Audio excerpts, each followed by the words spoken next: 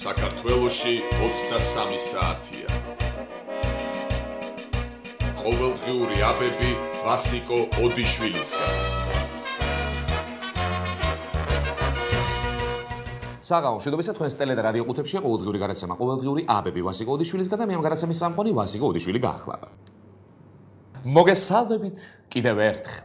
ხანგრძლივი შესვენების შემდეგ დავბრუნდი ეთერში და მზად ვარ ამ სეზონშიც დავდგე კონტროლირებადი მედიის სადარაჯოზე. თუმცა დასვენების დღეებში ქვეყანაში მიმდინარე პროცესებს რომ ვეცნობოდი, ერთ რამეს მივხვდი. უახლოეს მომავალში ყველანი უზომოდ ბედნიერები ვიქნებით, რადგან ჩემმა მაღალმა შეისმინა ხალხის პროტესტი და გამოსწორების გზას დაადგა.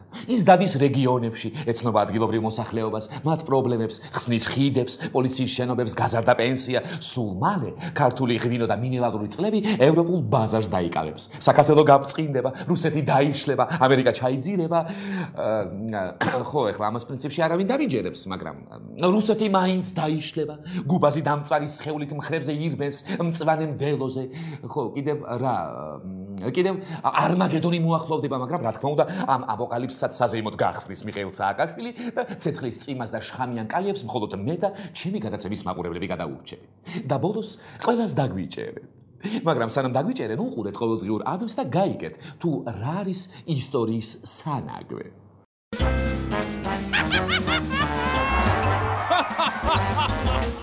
ქართულ პენსიონერს ეკითხებიან, რა სიტყვით პენსიის 100 ლარამდე გაზრდაზეო. პენსიონერი კიდევ პასუხობს, რა ვიცი, ახლა თვიდან თვემდე კი არ მყოფნის, მაგრამ ცოტას მშობლებიც მეხმარებიან, საიქიოდანო.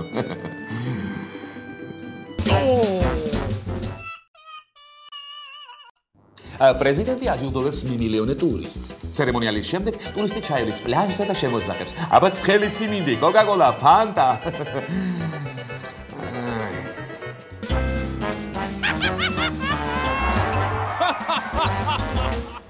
ზაფხული იდეალური დრო არის ახალი აღმოჩენების გასაკეთებლად. დიახ, ამ დროს ადამიანს ბევრი თავისუფალი დრო აქვს. დადის, მოგზაურობს, თვითონაც ნათლება და სხვასაც ანათლებს. ხო და აბა რა გასაკვირია, რომ ჩემმა მაღალმაც მთელი ზაფხული თვით შემეცნებას და სიახლეების ძიებას დაუთმო.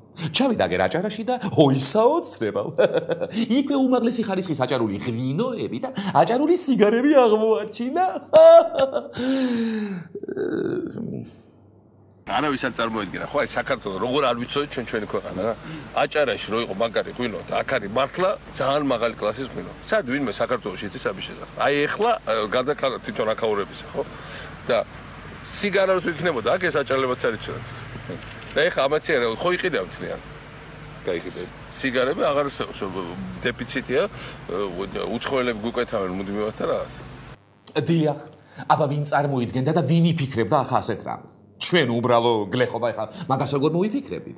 ისე ვიღაცა ახალგაზრდა მდიდარი ფანტაზიის მქონე კაცი თუ გვიშველიდა და ესე იგი ჩვენ ამ მდგომარეობაში მყოფ ადამიანებს გვიშველიდა. აი, იცით როგორი კაცი, აი, ვინც მანამდე მიხვდებოდა რომ ვერა ქობალიასგან ეკონომიკის მინისტრი და ენრიკე იგლესიასისგან სალამური გამოვიდოდა. და ვიშ, რა კარგია რომ აღმოგაჩნდა ეგეთი კაცი. თანაც სრულიად მოცლილი და საქმიან ფანტაზიებში მონავარდე.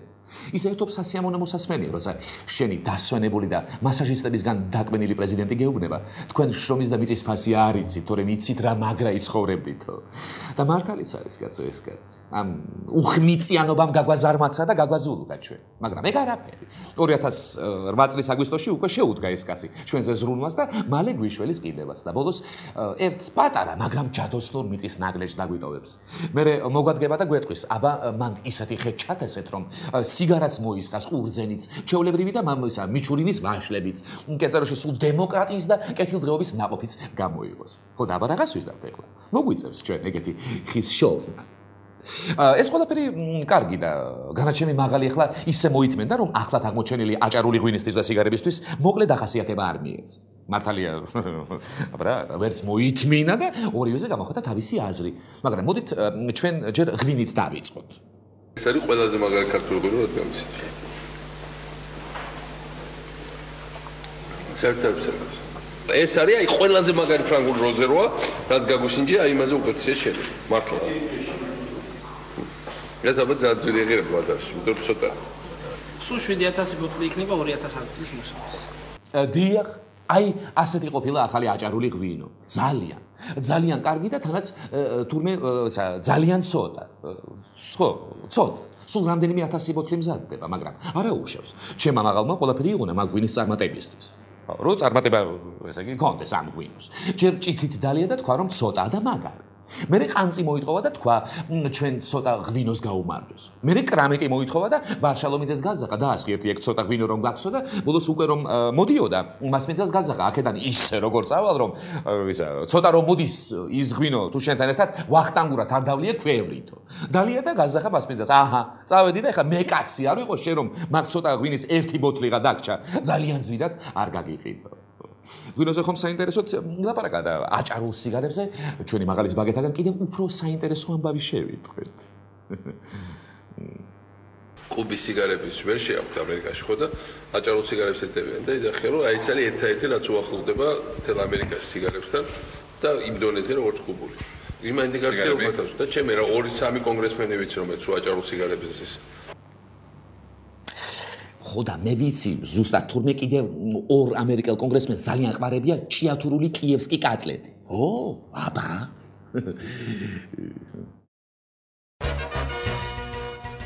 ქართული პენსიონერის პენსია გაიზარდა და 100 ლარი შეადგინა. რაც გაცილებით მეტია იმასთან შედარებით, რასაც თუნდაც შევარდნაძის დროს იღებდა პენსიონერი. საქართველოს პრეზიდენტის ინიციატივით 1 სექტემბრიდან პენსია 100 ლარამდე იზრდება. თბილისში პენსიონერებს 10 ლარი, ხოლო რეგიონში 20 ლარი დაემატებათ. პენსიის ოდენობა რეგიონსა და დედაქალაქში გათანაბრდება და 100 ლარი გახდება. თქვენ მოიტანეთ თქვენ ხრებზე ეს ქვეყანა და არავის არც ერთი წუთით არ დაავიწყოს ვის წინაშე არიან ისინი პირველ რიგში ვალში. დიახ, 14 ლარიდან 100 ლარამდე გაიზარდა პენსია და ნუ თუ ეხლა ამის არ დანახვა შეიძლება. ჩვენი პენსიონერები გაღიმებულნი და წელში გამართულები დადიან თბილისის ქუჩებში. მათ ტკბილ სიბერეზე ნაციონალურმა მოძრაობამ მიიზრუნა. თუმცა რა თქმა უნდა, მართული პარტია ახლა მას არავის დააგვედრის. რადგან პენსიონერებმა დაიმსახურეს ეს ღირსეული პენსია და ღირსეულად ცხოვრება სიბერეში. თუმცა პენსიის სწრაფ მატებას ახლა უარყოფითი მხარეებიც აქვს. ბებიები და ბაბუები გაუუცხობენ უბრალო შრომელებს. და გაუცხობდნენ მთლიანად მათ მასას და ბოჰემური ცხოვრება დაიწყეს. საკუთარი მდიდრული მანქანებით სწრაფად დააქრიან ქალაქის ქუჩებში და მოძრაობის წესებსაც აღარ იცავენ. დაიჩვენ აზარტულ თამაშებს, ტეხასურ პოკერს, მარწყვებს, ბლეკჯეკს და სხვას. და სწორედ იმისათვის, რომ საზოგადოების ზნეობრივი დეგრადაცია შეეკავებინა, მთავრობამ კოლოსალურად გაზარდა ფასები პირველადი მოხმარების საგნებზე და ბალანსი შეინარჩუნა. და ვის უნდა დავუჭიროთ მომავალ არჩევნებში მხარი? რა თქმა უნდა, მას ბედნიერების და სტაბილურობის გარანტს, ანუ ჩემ მაღალს და მის დაბალ გუნდს. თუმცა ძალიანაც რომ გვინდოდეს ახლა, სხვას მაინც ვერ დაუჭერთ მხარს, რადგან ყველა ხმა ნაციონალებთან მიდის. ასე რომ ჯობია შეჩვევ უჭირს და ესე იგი, მოკლედ დავემორჩილე, შემოხაზეთ ხუთია. შემოხაზეთ. კი. ახლა აბების ეთერში რეკლამის მიღების დროა. რეკლამის ჩვენს ეთერში. პირველად საქართველოში შეიქმნა ახალი 4G თაობის პენსიონერი. ახალი თაობის პენსიონერს შეუძლია გადაიხადოს გაძვირებული კომუნალური გადასახადები, იმგზავროს გაძვირებული მარშრუტკით, იყიდოს გაძვირებული საკვები, იმკურნალოს გაძვირებული მედიკამენტებით და ითამაშოს პინგ-პონგი. 100 ლარიანი პენსიონერები. შენით ვჭამთ ლუკმას ამ ქვეყანაზე. შენი დანჟული პენსიონერები. მოწყენილი ხართ და არ იცით რა სეტაკოთ? კურიერ შოპ-ჯი წარმოგიდგენთ პრეზიდენტ ზაფხული 2011-ს. აიშვა, როგორც იქნა ბოლომდე აიშვა. ის თქვენს დასანახად გაცურავს წყალში, შეწვავს მწვადებს, დაერევა ხელოვანებს, ააშენებს რაიმეს, დაანგრევს ქვეყანას, გვაშუქებს ღიმილს და წაგვართნევს ღირსებას. პრეზიდენტი ზაფხული 2011. დაკადოლი დემოკრატიის დედაც.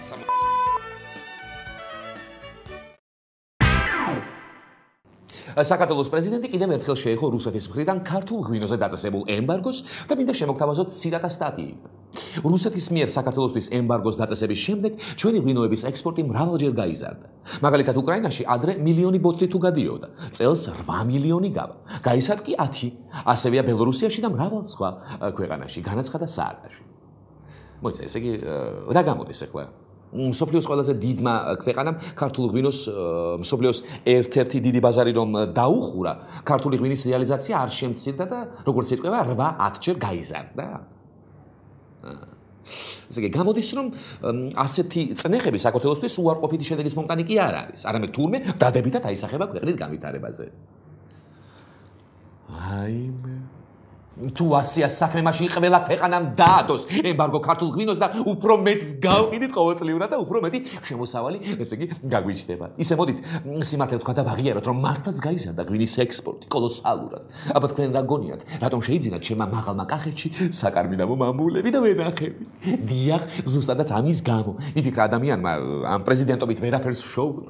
სულ ამერიკელების შემყურე კიდევ ვერ ვიქნებიო. თანამ ბენზინის მაფიის კონტროლით და ტელევიზიების ყიდვით უფრო დიდ ზარალში წავალო და და ადგა და შეიძინა ვენახი. მომავალ წელს მილიონჯერ გაზრდილი ექსპორტით რომ გავა ქართული ღვინო მსოფლიოს ბაზრებზე 78% მაღალის ვენახებში დაწეული ღვინო იქნება. მერე გაზრდილი 100 ლარიანი პენსიაც მოუწევს და ცოტას მოისურვებს. ისე ჩემო მაღალო ხანდახან წინასწარაც რომ წაივარჯიშო ტექსტების თქმაში კარგი იქნება შენც და აღარ იტყვი ხოლმე ასეთ რამებს და მეც აღარ მექნება რამდენი სალაპარაკო. გაიხსნა სასწავლო წელი და ვინ იქნებოდა პირველი მიმლოცველი პირველკლასელებისა თუ არა მაღალი კაცი. მარტო ამბარი კი არის საბავშვო, ეცის კომპიუტერის გამოყენება ბოლომდე ძარმა. რატო ვიყავით რევოლუციონერი ბავშვი, უფრო ჩამორჩენილი ვარდების რევოლუცია. ნოიცა, ამით რა გინდა რომ თქვა ჩემო მაღალო, ის რომ ესე იგი პირადად მე და ყველა ვინც 2003 წლამდეა დაბადებული ჩამორჩენილი და ტლუა. და რომ ეს ბავშვები, ანუ თქვენი რეფორმის ბავშვები განწირულები არიან წარმატებისთვის და დიადი მიზნებისთვის. ისე რაღა დაგიმალო და ამ პირველკლასელების შემყურეს მეც მომინდა სკოლაში შესვლა. რას დავჯდებოდი და პირველკლასელებთან გავნათლდებოდი. მეცოდინებოდა რომ საქართველოს ისტორია 2003 წლიდან იწყება. ცხადია. მეცოდინებოდა რომ ღირსება ბარბარიზმია. მეცოდინებოდა რომ საქართველოს ყავდა რამდენიმე გამოჩენილი მეფე. მიხეილ გორგასალი, მიხეილ აღმაშენებელი, თამარ სააკაშვილი. წავიკითხავდი გალაქტიონ სააკაშვილის ლექსებს. ვისწავლედი მიხეილ ჭავჭავაძის კაცია ადამიანს და ვიმღერებდი ხალხურ მიშა მაგარიას. რა კარგი იქნებოდა ცხოვრება. აბა ვაშა შენებას, ვაშა ზესლას და წარმატებას გილოცავთ ხალხო. ამ ზაფხულს ჩვენ ტურფა სამშობლოს ახალი ქალაქი შეემატა. ტურისტების ზრდასთან ერთად, ასევე ინვესტორების დაინტერესებასთან ერთად გადაწყდა, რომ ანაკლია დღეიდან არის უკვე ახალი ტურისტული ქალაქი, მას ეს სტატუსი მიენიჭა. აი უყურებ, დღეს არის გახსნა და ეხლა ჭიმავენ ბოლო დროსებს. და კიდე სხვა შორის მე დამატებით დეტალები დაჭირდებათ შემდეგი ეტაპი ამ ხიდისთვის. დიახ, ჩვენ უკვე გვაქვს ახალი ქალაქი ანაკლი. ასე იქნება ქალაქები თავისი აწმყოთი და წარსული. მოდის მაგალი კაცი და ამბობს ამიერიდან ეს ადგილი ქალაქიაო.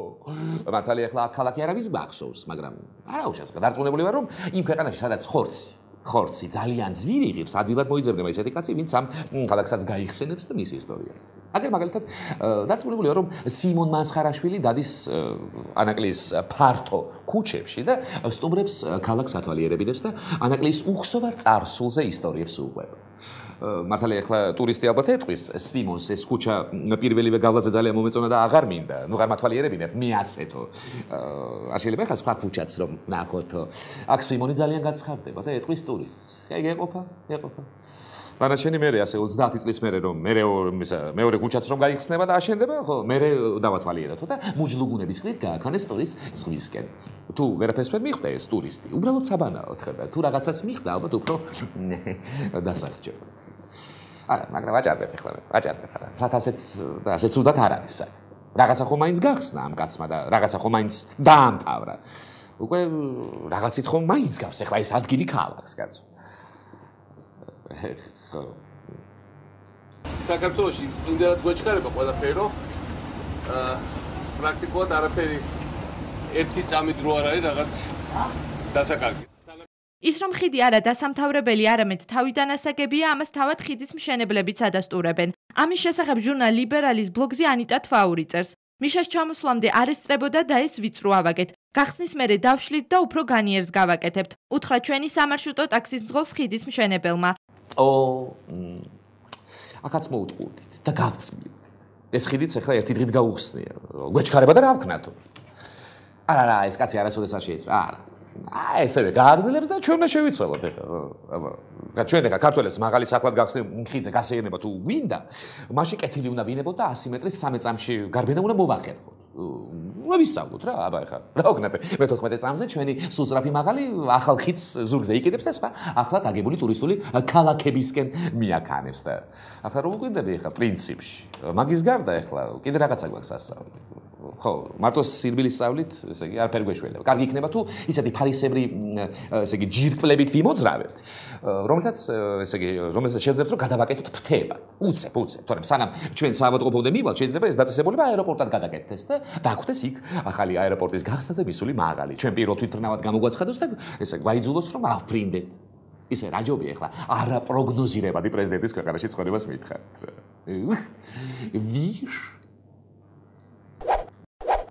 და კიდევ ერთი. გასულ აგვისტოს სანამ მე და ჩემი გადაცემა შემოლებაში ვიმყოფებოდით და ჩვენი ხალხისთვის სისხლის ბოლო წვეთამდე მებრძოლი ოპოზიციაც სხვადასხვა პოე მლაშე წყლების სანაპიროებზე გორაობდნენ და თავიანთ გადაღლილ სხეულს მზის ულტრაისფერი სხივების მეშვეობით ილამაზებდნენ. ჩემმა მაღალმა და მისმა კულტურისა და ძეგლთა დაცვის მინისტრმა დრო იხელთეს და ბევრ სხვა სიკეთესთან ერთად კიდევ ერთი მამულიშვილური საქმე ჩაიდიდეს. რობერტ სტურუა რუსთაველის თეატრის სამხატვრო ხელმძღვანელის თანამდებობიდან ქსენოფობიური განცხადებების გამო გაათავისუფლეს. ბრძანებას ხელი კულტურის და ძეგლთა დაცვის მინისტრმა გასულ კვირაში მოაწერა. სტურუა რეჟისორად დარჩება, თუმცა მმართველ პოზიციაზე აღარ იმუშავებს. რურუას თქმით, ეს პრინციპული საკითხი იყო, თუმცა არასასიამოვნო გადაწყვეტილება. ესეც ასე. ბოლოს და ბოლოს როგორც იქნა აგვექილა თვალები ქართველებს. თეთრისა და შავის ერთმანეთისგან გარჩევაც ვისწავლეთ და მათთვის სათანადო ადგილის მიჩენაც დავიწყეთ. კიდევ დიდხანს ვაპარპაშეთ ეს ქართველი ხალხის თავის მომჭრელი სტურუა. მე თუ მკითხავთ, ეგ ვაჟბატონი ჯერ კიდევ მაშინ იყო თეატრიდან მოსაკვეთი და ქვეყნიდან გასაგდები ის კავკასიური ცარცის წრე, რიჩარდ მესამე მეფელირი და ისა ჰამლეტი რო დადგა. ეს ხალხი კიდევ რო ვიძახეს რობერტ სტურუა ასეთი და ისეთი გენიოსი რეჟისორია. მაგასაც ვერ ვიჯერებ ეხლა. ადამიანი რანაირი გენიოსი რეჟისორია ხა, როდესაც ერთი ინაუგურაციაც კი არ აქვს დადგმული. გენიალური რეჟისორების ცხოვრებაში მთავარი ეგ არის. ინაუგურაცია, თორემ აბა შექსპირის, ბრეხტის, შილერის და მოლიერის დადგმას რაც ჩემი ფეხები უნდა. ეს გახდათ გადაცემა ყოველდღიური აბები ვასიკო ოდიშვილისგან. ნუ მიიღებთ სხვა აბებს.